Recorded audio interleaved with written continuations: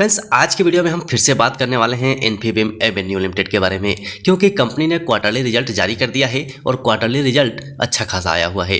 इस कंपनी का fundamental analysis detail में हमने किया हुआ है। यहाँ से इसके हमने सेक्टर को समझा है, इसका फंडामेंटल कैसा है उसको समझा है। साथ ही दूसरा ये वाला वीडियो हमने बनाया था जिसमें हमने टेक्निकल एनालाइज किया था और वहाँ से हमने डिटेल में बात किया हुआ है कि आगे इस शेयर में क्या करना चाहिए। सो आप लोगों ने इन दोनों वीडियो को अगर नहीं देखा है तो रिक्वेस्ट है कि पक्का से जाकर देख लीजिएगा।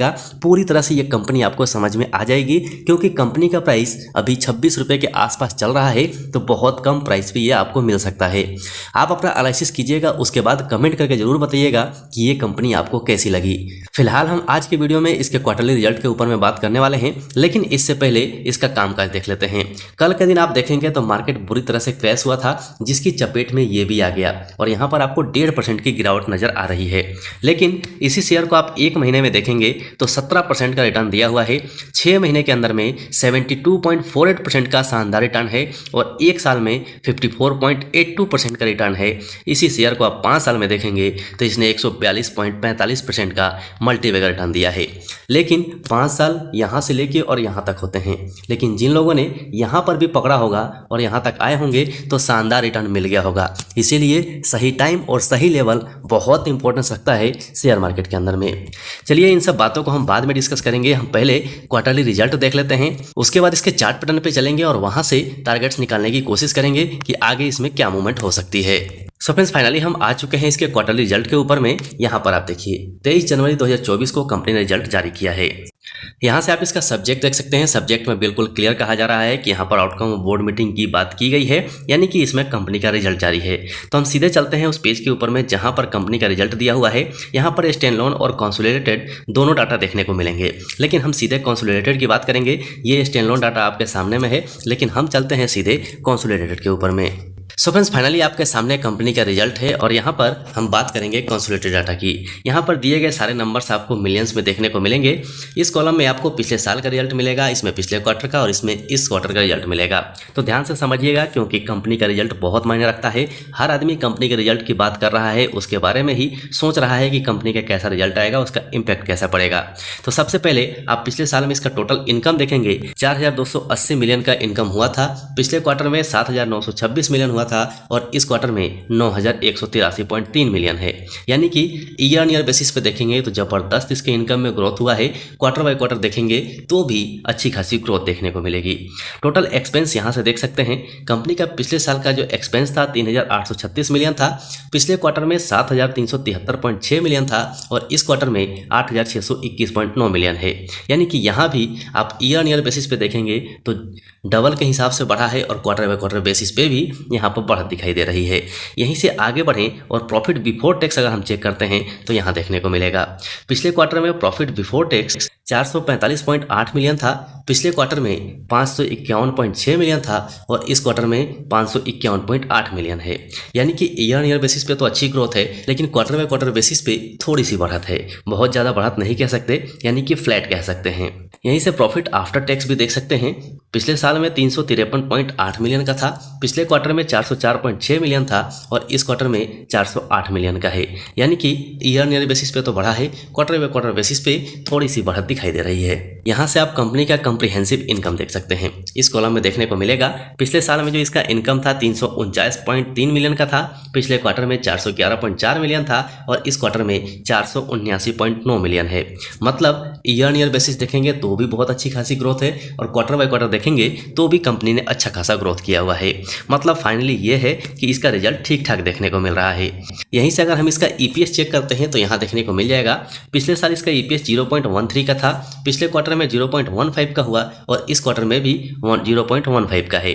मतलब ये है कि पिछले साल के हिसाब से इसका ईपीएस बढ़ा है, लेकिन पिछले क्वार्टर के हिसाब से ईपीएस बिल्कुल फ्लैट है। मतलब हम ये कह सकते हैं कि कंपनी का क्वार्टरली रिजल्ट ठीक है, लेकिन इसके ऊपर में इम्पैक्ट इसका क्या पड़ेगा वो हमें चार्ट पैटर्न बताएगा। रहेगा, क्योंकि प्राइस एक्शन ही सही प्राइस बताता है कि कहां से हम खरीद सकते हैं और कहां से हम प्रॉफिट बुक कर सकते हैं। चलिए हम चार्ट पैटर्न पे समझ लेते हैं कि आगे इसमें क्या मूवमेंट हो सकती है। फ्रेंड्स फाइनली हम आ चुके हैं इन्फीबीम के one day candlestick chart pattern पे, और फाइनली इसके ऊपर में हमने बहुत डिटेल में बात किया हुआ है।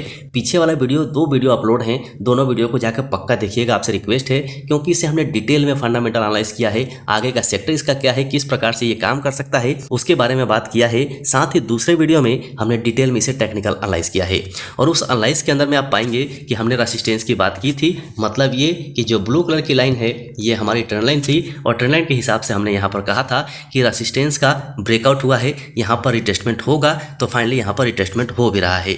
ये कल की जो गिरावट आपको नजर आ रही है ये मार्केट की वजह से है। आज यहाँ पर इसके अंदर में उछाल नज़र आ सकती है अगर मार्केट सपोर्ट करता है तो, लेकिन ये सब हमने निकाला क्यों है। अब यहाँ पर सबसे पहले जिस इंडिकेटर का मैं इस्तेमाल करता हूँ, जिसे हम ऑक्सीलेटर भी कहते हैं, तो मेरे हिसाब से आप देखिए RSI 6174 पे है, यानी कि अच्छा खासा इंडिकेशन दे रहा है।